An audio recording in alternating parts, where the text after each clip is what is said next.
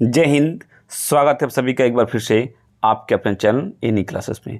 जैसा कि मैंने आपको बताया था कि ज्योग्राफी का जो क्वेश्चन है वो मैं आपको लाइव भी करवा रहा हूं और साथ ही साथ सीरीज बनाकर आप तक पहुंचाऊंगा ताकि आपका कोई भी ऑब्जेक्टिव छूटे नहीं। ठीक है, तो ये दूसरा सीरीज है। तो चलिए शुरू करते हैं।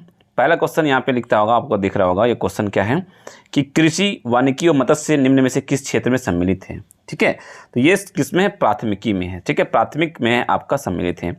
किस एक क्षेत्र का आखेट और संग्रहण हिस्सा है, ये आपको बताना है। आखेट और संग्रहण हिस्सा है तो किसका है? प्राथमिक का है। प्राथमिक आर्थिक क्रियाओं के अंतर्गत आता है। प्राथमिक क्रिया के अंतर्गत कौन आता है? तो पशुपालन है, भवन निर्माण है, परिवहन है या विनिर्माण है। तो पशुपालन आपका प्राथमिक क्रिया के अंतर्गत आता है। ठीक, निम्नलिखित में से खनन क्रिया उदाहरण है। खनन जो है वो किसका उदाहरण है वो आपको बताना है।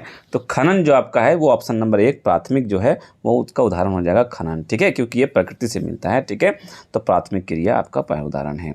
आगे बढ़ते हैं नेक्स्ट क्वेश्चन। और नेक्स्ट क्वेश्चन यहाँ पर देखेंगे कि पिग्मी प्रजाति, कौन प्रजाति? तो पिग्मी प्रजाति समूह कहाँ पाए जाते हैं, ये आपको बताना है। पिग्मी प्रजाति समूह कहाँ पाए जाते हैं? तो आपका ये अफ्रीका में पाए जाते हैं। ठीक है, नेक्स्ट क्वेश्चन, विकासशील देशों की जनसंख्या में सामाजिक ढांचे के विकास में आवश्यकताओं के कौन से प्रकार के संगठन सहायक है? तो इसका जो ऑप्शन हो जाएगा ऑप्शन नंबर 3 जो आपका है प्राकृतिक, ये बिल्कुल सही जवाब है। ठीक है, आगे आते हैं नेक्स्ट क्वेश्चन की ओर। और नेक्स्ट क्वेश्चन जो आपका है कि प्राथमिक क्रियाओं के अंतर्गत निम्न में कौन शामिल है? प्राथमिक क्रियाओं के अंतर्गत कौन शामिल है आपका? क्या पशुचारण है या फिर कृषि है, खनन है, उपरोक्त सभी है? कौन शामिल है ये आपको बताना है। तो पशुचारण तो है ही, कृषि तो है ही, खनन मतलब उपरोक्त सभी। नंबर डी ऑप्शन बिल्कुल सही है। आगे है निम्नलिखित में से कौन सा आध्यात्मिक खनिज है? अधात्विक खनिज है वो आपको बताना है। तो अधात्विक खनिज आपका ग्रेफाइट है। निम्नलिखित में से कौन सा एक अधात्विक खनिज है? अधात्विक खनिज यहाँ पे पूछा जा रहा है और यहाँ पर भी एक खनिज अधात्विक है। तो ये 4 ऑप्शन अलग है, ये 4 ऑप्शन अलग है। ठीक है, ये ध्यान दीजिएगा। तो इसमें से आपका क्या हो जाएगा कि अधात्विक खनिज है आपका, तो आपका ग्रेफाइट आपका ऊपर वाला है, तो नीचे वाला का जो आंसर आपका हो जाएगा वो चूना पत्थर। 1 नंबर बिल्कुल सही जवाब है। ठीक है, नेक्स्ट क्वेश्चन देखते हैं कि निम्नलिखित में से कौन सा देश कोयला का सबसे बड़ा उत्पादक है? कोयला का सबसे बड़ा उत्पादक देश आपको बताना है। तो कोयला का सबसे बड़ा उत्पादक देश कौन है? तो चीन है, चाइना। आगे है कि रूर कोयला प्रदेश किस देश में स्थित है? रूर कोयला जो प्रदेश है वो कहाँ पे स्थित है, किस देश में, वो आपको बताना है। तो वो आपका जो ऑप्शन नंबर हो जाएगा 2 हो जाएगा, जर्मनी। ऑप्शन बिल्कुल सही जवाब है। आगे देखते हैं नेक्स्ट क्वेश्चन देखते हैं कि निम्न कृषि के प्रकार में से कौन सा प्रकार कर्तन दहन कृषि का प्रकार है? ठीक है, कर्तन दहन का प्रकार पूछा जा रहा है, तो आदिकालीन निर्वाह कृषि। आगे बढ़ते हैं नेक्स्ट क्वेश्चन की ओर कि भारत में स्थानांतरित या कर्तन दहन कृषि को किस नाम से भी जाना जाता है? आपको बताना किस नाम से भी जाना जाता है, ये बताना आपको। तो झूम कृषि के नाम से इसे जाना जाता है। ऑप्शन नंबर 1 जो है आपका सही जवाब है। ठीक है, आगे देखते हैं क्वेश्चन नंबर नेक्स्ट देखते हैं क्या लिखा हुआ। निम्न में से किस प्रकार की कृषि में खट्टे रसदार फसलों की कृषि की जाती है? खट्टे रसदार फसलों की कृषि की जाती है, वो ऑप्शन हम क्या है किसमें है? तो भूमध्य सागरीय कृषि में होगा। ठीक है, आगे देखते हैं कि निम्न देशों में से किस देश में सहकारी कृषि का सफल परीक्षण किया गया है? तो यह आपका ऑप्शन नंबर 2 जो होगा डेनमार्क बिल्कुल सही जवाब होगा। ठीक है, आगे बढ़ते हैं। इससे पहले एक रिक्वेस्ट, अगर आप चैनल को पहली बार विजिट कर रहे हैं तो शेयर जरूर करें और सब्सक्राइब कर ले चैनल को। इस तरह का लाइव क्लास आपको मिल रहा है और साथ ही साथ ऑब्जेक्टिव क्लास भी मिल रहा है और साथ ही साथ आपको हर एक न्यूज़ भी मिलेगा। ठीक है, आगे देखते हैं नेक्स्ट क्वेश्चन क्या है। निम्न में कौन सी एकल कृषि नहीं है? एकल कृषि नहीं है वो पूछा जा रहा है। एकल कृषि नहीं पूछा जा रहा है, तो डेयरी कृषि जो है वो एकल कृषि नहीं है। रबड़ किस प्रकार की कृषि की उपज है? रबड़ जो है वो किस प्रकार की कृषि का उपज है ये आपको बताना है। तो ये आपका हो जाएगा रोपण कृषि। रबड़ क्या है? रोपण कृषि है। ठीक है, आगे देखते हैं इनमें से कौन बगाती कृषि नहीं है? बगाती कृषि नहीं पूछा जा रहा है, नहीं पर ध्यान रखेंगे। तो बगाती कृषि मेरा ये मक्का जो है बगाती कृषि नहीं है। निम्न में कौन सी रोपण फसल नहीं है? आप सभी में नहीं लगा जा रहा है। ठीक है, तो रोपण फसल नहीं है, तो रोपण फसल है गेहूँ है, रोपण फसल गेहूँ नहीं है, ये पूछा जा रहा है। ठीक है, निम्नलिखित में कौन सी कृषि के प्रकार का विकास यूरोपीय औपनिवेशिक समूह द्वारा किया गया है? ठीक है, औपनिवेशिक समूह द्वारा कौन से औपनिवेशिक? तो यूरोपीय औपनिवेशिक समूह द्वारा किया गया है।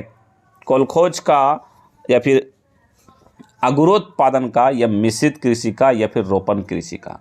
ठीक है, इसमें आपको बताना है तो किसका किया गया है, तो रोपण कृषि का किया गया है। ठीक, आगे बढ़ते हैं नेक्स्ट क्वेश्चन की और नेक्स्ट क्वेश्चन जो आपका है यहाँ पे आपको दिख रहा होगा, थोड़ा सा जूम कर देते हैं ताकि अच्छे से दिखे कि विनिर्माण उद्योग, कौन सा उद्योग पूछा जा रहा है कि विनिर्माण उद्योग किस क्रियाकलाप से संबंधित है, द्वितीयक क्रिया से। ठीक है, निम्नलिखित क्रियाकलापों में कौन सा एक द्वितीयक सेक्टर का द्वितीयक सेक्टर क्रियाकलाप नहीं है, द्वितीयक का क्रियाकलाप नहीं है, ये पूछा जा रहा है। द्वितीयक क्रियाकलाप नहीं पूछा जा रहा है, नहीं है तो नहीं कौन है, इस्पात, वस्त्र, मछली, टोकरी बुनना। द्वितीयक का नहीं है वो पूछा जा रहा है आपको, तो मछली पकड़ना द्वितीयक का नहीं होगा। ठीक है, आगे इनमें से कौन सा एक प्रकार का उद्योग अन्य उद्योग के लिए कच्चे माल का, किसका, तो कच्चे माल का उत्पादन करता है, ये बताना है आपको। तो क्या कुटीर उद्योग होगा या फिर छोटे पैमाने का उद्योग होगा या आधारभूत उद्योग होगा, तो आधारभूत उद्योग होगा। आगे बढ़ते हैं नेक्स्ट क्वेश्चन, इनमें कौन सी एक अर्थव्यवस्था में उत्पादन का स्वामित्व व्यक्तिगत होता है, व्यक्तिगत होता है ना, मतलब कि एक अर्थव्यवस्था में उत्पादन का स्वामित्व जो होता है व्यक्तिगत होता है, इसमें आपको बताना है कौन है, तो पूंजीवाद है, मिश्रितवाद है, समाजवाद है या कोई नहीं है, तो आपका ये होगा पूंजीवाद होगा। कौन सा औद्योगिक अवस्थापना का एक उदाहरण नहीं है, उदाहरण नहीं पूछा जा रहा है, तो जनसंख्या घनत्व। नेक्स्ट क्वेश्चन देखते हैं कि निम्नलिखित में से कौन सा एक कुटीर उद्योग का उदाहरण है। अब यहाँ पर है पूछा जा रहा है, नहीं है, नहीं खत्म हुआ, अब है कि कुटीर उद्योग का उदाहरण है वो बताना है आपको।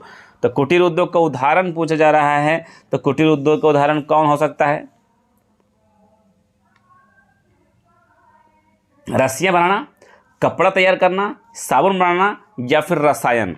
तो क्या हो सकता है आपका, रस्सियां बनाना हो सकता है, कुटीर उद्योग का प्रमुख उद्योग उदाहरण है तो रस्सी बनाना है, बिल्कुल सही जवाब।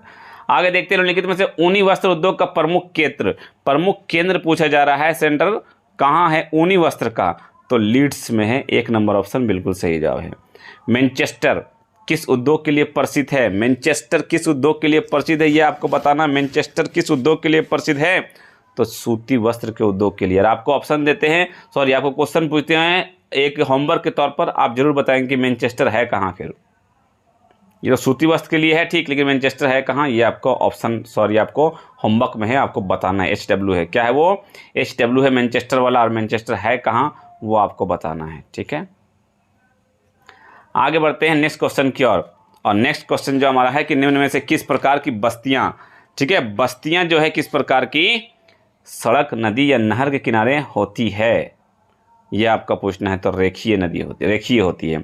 नदी के किनारे विकसित बस्ती का प्रतिरूप है, जो नदी किनारे होता है विकसित, उसको क्या कहे जाते हैं, तो उससे रेखीय कहा जाता है। चलिए आगे बढ़ते हैं कि पर्वतीय भागों में किस प्रकार की बस्तियां पाई जाती है, कहाँ पे, पर्वतीय भागों में किस प्रकार की बस्तियां पाई जाती है, तो पर्वतीय भागों में आपका सीढ़ीनुमा है ना, सीढ़ीनुमा पाया जाता है। नदियों के डेल्टा भाग में कौन सा प्रतिरूप पाया जाता है, डेल्टा भाग में कौन सा प्रतिरूप पाया जाता है, तो वो आपका पंखा पाया जाता है। आगे है कि किसी झील के चारों और बसा गांव किस प्रतिरूप में आएगा, किसी झील के चारों ओर, तो वो आपका निहारकीय जरूर आएगा। निम्न में कौन सा एक आर्थिक क्रिया ग्रामीण बस्तियों की मुख्य आर्थिक क्रिया है, तो वो आपका हो जाएगा प्राथमिक। आगे बढ़ते हैं, निम्न में से किस प्रदेश में प्रलेखित प्राचीनतम नगरीय बस्ती है, निम्न में से किस प्रदेश में प्रलेखित प्राचीनतम नगरीय बस्ती है, तो आपका हो जाएगा सिंधु घाटी।